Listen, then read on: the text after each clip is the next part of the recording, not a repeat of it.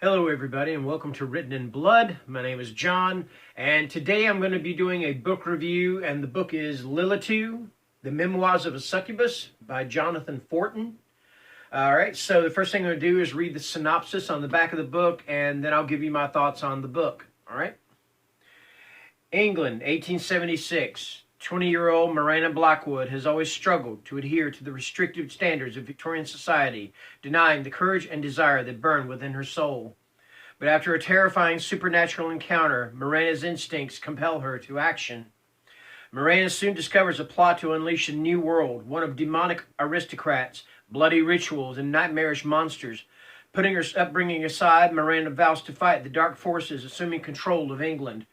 But as her world transforms, Miranda finds that she too must transform, and what she becomes will bring out all that she once buried. Okay, all right, so first things first, this is kind of my first foray into the realm of dark fantasy, all right? So that being said, I don't really know what to base it on as far as the tropes and things, but I can say this much. I enjoyed this book. It's a book that is a world of, like it says, of succubus, of the incubus. There are vampires. Like I said, there are ritualists. I believe there's like a necromancer also in the book.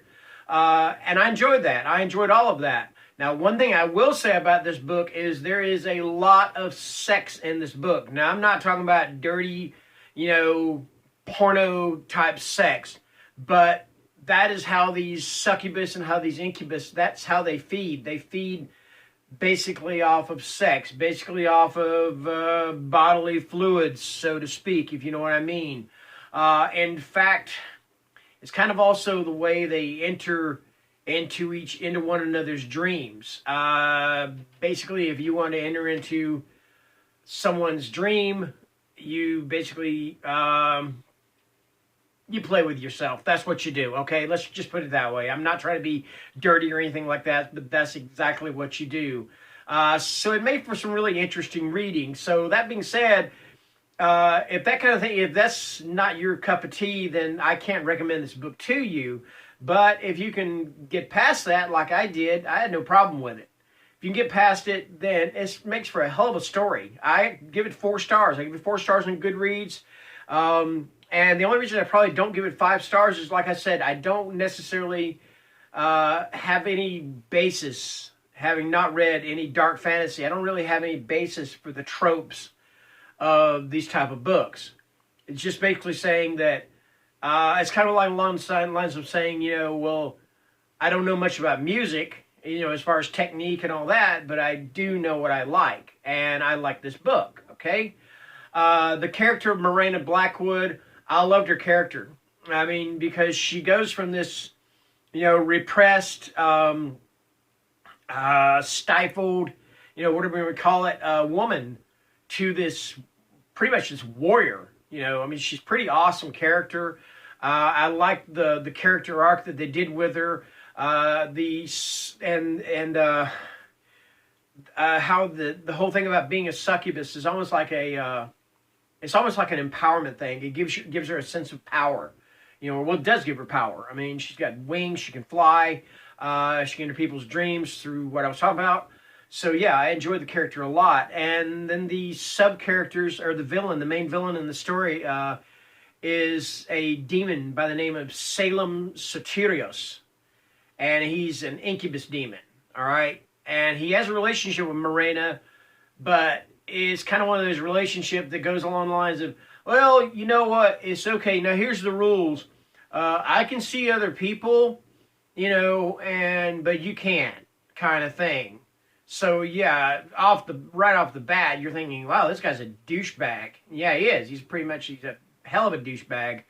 And then as far as the secondary monsters, there are these beings known as reapers. And what reapers are is like, if someone is killed, there is a method in which they become reapers. And they're kind of like foot soldiers, I guess you could say, for whomever, for these succubus and these incubus. Because basically what they're trying to do is they're trying to turn England into basically a haven, or whatever you want to call it, for immortals, like for the succubus, the incubus, and they want to make just plain out mortals or humans slaves, kind of, sort of thing.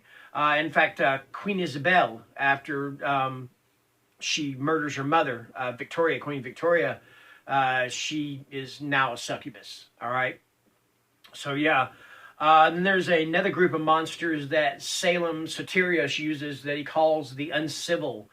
And what happens basically is after these things get a hold of you, you become one of them. You become kind of this, I don't know, this tentacled, many eyes, just really this monstrosity, you know.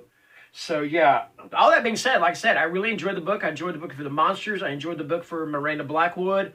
I enjoyed the character of Salem because he was such a douchebag. You couldn't help but hate him, you know.